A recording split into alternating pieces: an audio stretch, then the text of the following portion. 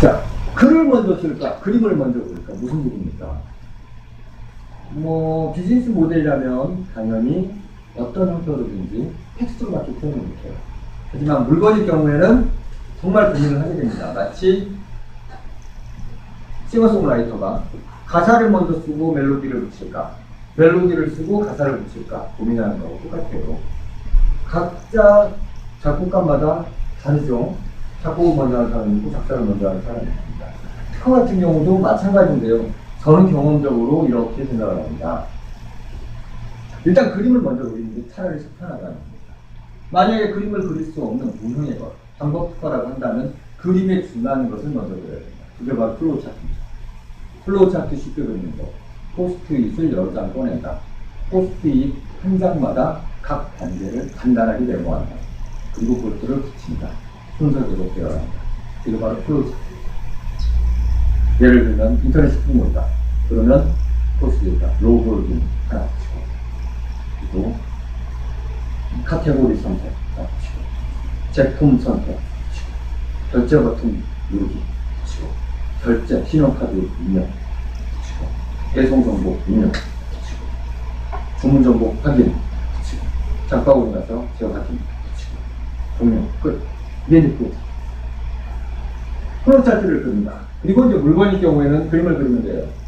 예전에는 우리가 덜리사를 찾아갔던 이유가 참 여러 가지가 있습니다. 일단 특허 추가서를 어떻게 쓰는지를 몰라서 덜리사를 찾아가기도 하지만 더 큰 게 있죠. 그림을 못 그리겠어. 물건인데 그림을 못 그리겠어.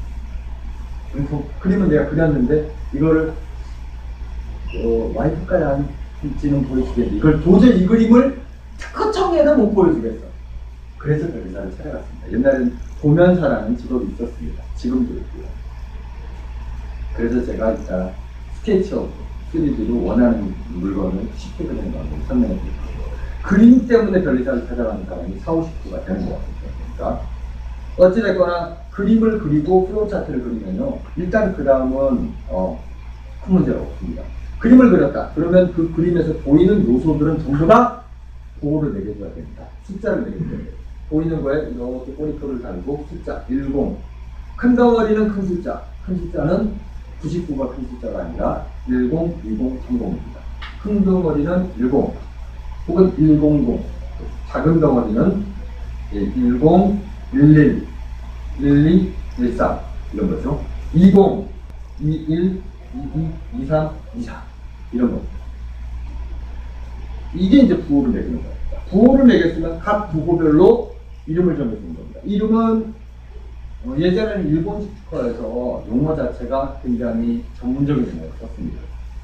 그래서 만약에 여러분들이 한 5년, 10년 이전 거 특허를 출원서를 다운로드 받아가지고 보다 보면 얘는 이렇게 어려운 용어를 썼는데 전문적인 용어를 썼는데 나는 어떡하지? 하실 수가 있는데 어떡하겠냐? 쉬운 용어를 써야지. 지금은 꼭 전문 용어를 쓸 필요는 없습니다. 다만 조금 싼티만 안 나면 돼요. 아시겠죠?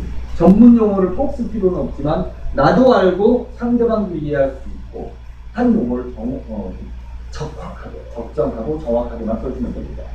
그 명칭을 정하고 나면 그때 이제 청구의 범위를 작성하면 됩니다.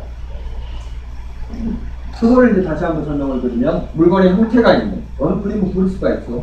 그러니까 그림을 먼저 그리고 출원서를 쓰면 됩니다. 근데 그림이 하루아침에 바로 나오는 게 아니니까 왔다 갔다 하는 거죠. 기본적으로 이거는 이건 안 되겠어. 직사 같은 이렇게 하면서 결국에 그림을 먼저 그리는 겁니다. 그리고 방법 특허는 물건을 형태를 그리고 싶지만 형태가 없으니까 플로우 차트로 먼저 해야 됩니다. 그렇게 해서 부호를 매길 때는 큰 덩어리는 큰 숫자, 작은 덩어리는 작은 숫자입니다. 그리고 비슷한 단계는 비슷하게 대응을 해줘야 돼요. 예를 들면 이런 겁니다. 얘하고가 카운터 같아요. 서로 연동하는 모델이야. 얘가 수신부야. 얘가 송신부야. 그럼 송신부가 뭐 예를 들면 20이다.